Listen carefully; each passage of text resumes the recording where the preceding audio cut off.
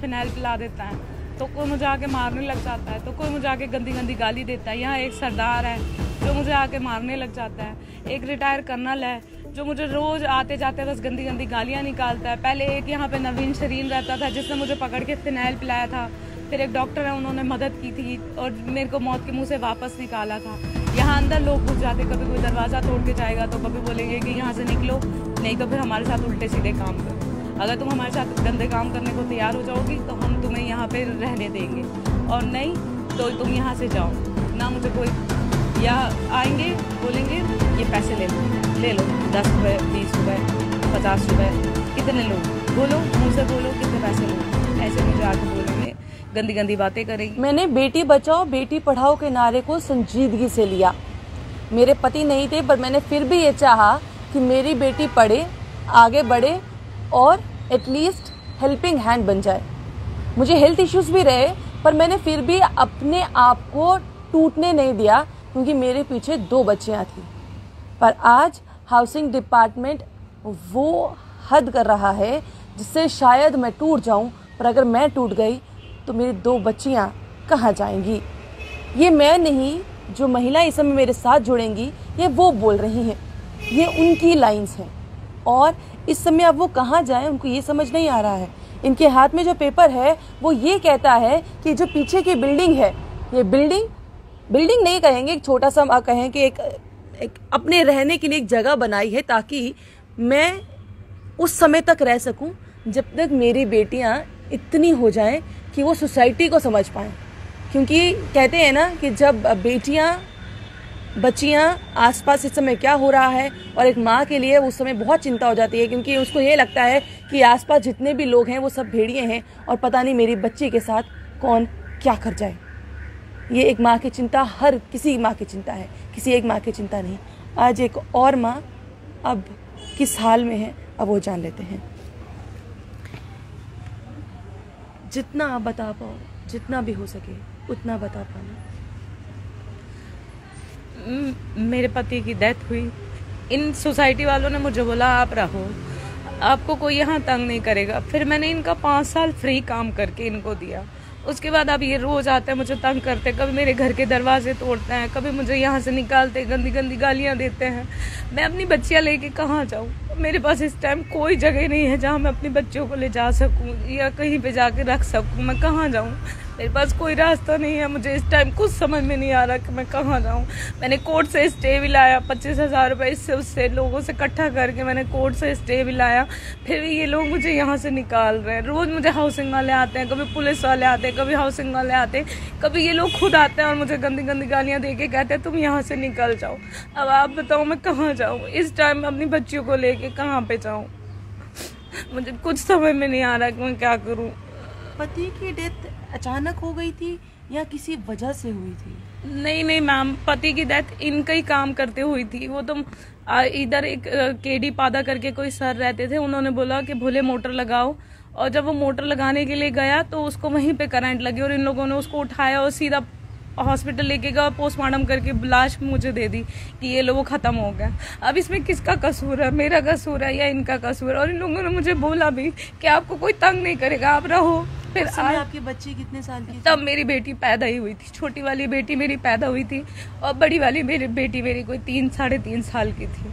उस इतने से बच्चे लेके मैंने दर की ठोकरें खा के इन बच्चों को पाला, इनको पढ़ाया, इनकी फीसें भरी, और अब मैं आधे रास्ते में कहाँ जाऊँ?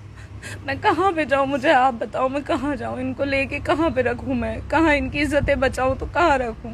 एक छोटा सा टीन का कमरा है जो मैंने खुद बनाया कि चलो मैं रहूँगी यहाँ पे। अब इसको छोड़ के मैं कहाँ जाऊँ बाहर? कहाँ पे रहूँ? किससे मदद मांगूँ? कोई मेरी मदद करने को इस टाइम पे तैयार नहीं है। सब जिसको देखो वो आके बस गाली निकाल देगा, गंदी बातें बोल देगा।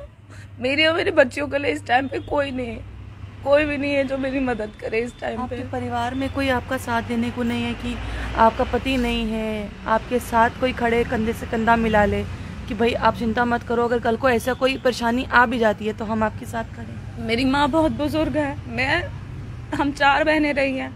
मैं इतनी गरीब फैमिली से हूँ कि मेरी माँ बाप इतने सक्षम नहीं है कि वो मुझे अपने साथ अब कुछ मुझे ले जाएं या मुझे मेरी मदद कर पाएं, कोई भी नहीं है मेरा इस टाइम पे, इस संसार में, इस दुनिया में। मैं अकेली, मेरी माँ इतनी बुजुर्ग है बेचारी, वो मेरी क्या मदद करेगी। मैं खुद ही लोगों के घर काम कर करके इन बच्चियों को पाल रही थी, इनकी फीसें दे रही थी कि चलो बच्चियाँ पल जाए, पढ़ जाए। कोर्ट का स्टे आपने दिखाया हाउसिंग डिपार्टमेंट को कि भाई हमारे पास कोर्ट का स्टे है, रुक जाओ, क्योंकि आपने कहा कि 25,000 रुपये मैंने कहीं से जुटाया है। मैंने लोगों से पैसा इकट्ठा करके ये स्टे का कोर्ट का ऑर्डर लेके आया कि चलो मैं यहाँ पे रह सकती हूँ, क्योंकि लेबर कोर्ट में मैंने पहले कंपनसेशन का केस किया था इन सोसाइटी वालों के ऊपर कि मुझे कुछ कंपनसेशन दे दो, पर इन लोगों ने बोला कि हाँ हम आपको पैसा देंगे फिर आप चले जाना। अब ना तो ये मुझे पैसा दे रहे हैं, ना तो मुझे कोई मदद करते हैं, और ऊपर से मुझे बस आके गालियाँ निकालते कि तुम यहाँ से जगह खाली करो और तुम यहाँ से चली जाओ। आज जब वो हाउसिंग बोर्ड की मैडम आई थी, मैंने उनको बोला मैम आप ये देखो मैं स्टे के पेपर लेके आया। वो आगे से कहती हम कोई किसी स्टे को नहीं मानते, आप बस जगह खाली करो, हमें कोई स्टे को नहीं मानते, हमें कोई स्टे नहीं देखनी।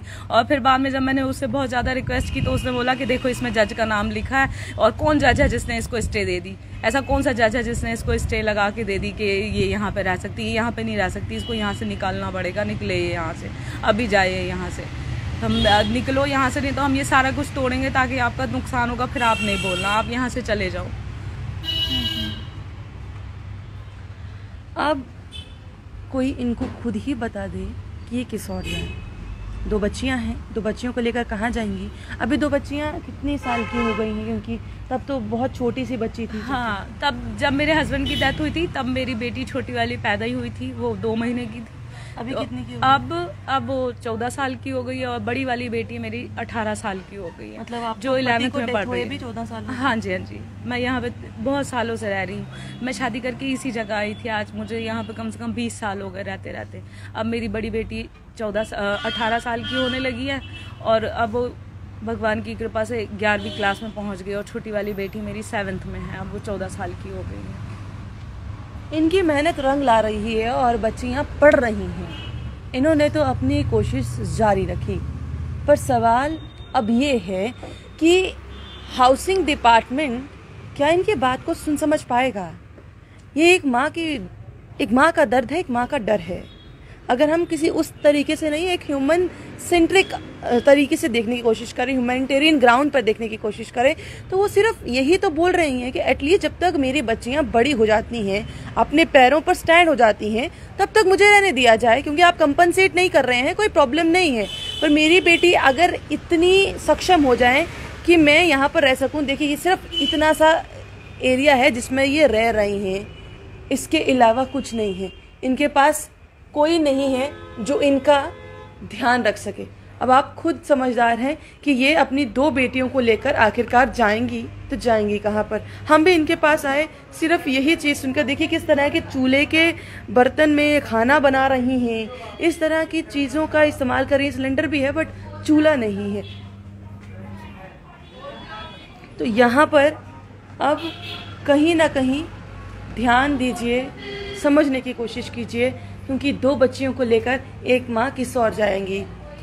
सवाल ये है। और अगर सबसे बड़ी बात, अगर इस तरीके से नहीं तो अगर इस तरीके से देखा जाए, जब ऑलरेडी एक महिला के पास स्टे है, वो ये कह रही है चाहे मैंने बड़ी मुश्किल से स्टे जुटाया है, पर स्टे है, स्टे होने के बाद भी अगर कलेक्टर साहिबा यहाँ पर आकर ये कह दें कि वो मैं जो भी आपके पास स्टे है मैं उसको नहीं मानती, किस जज ने आपको दे दिया, मुझे इससे कोई लेना देना नहीं है, मैं तो अपना काम करूंगी।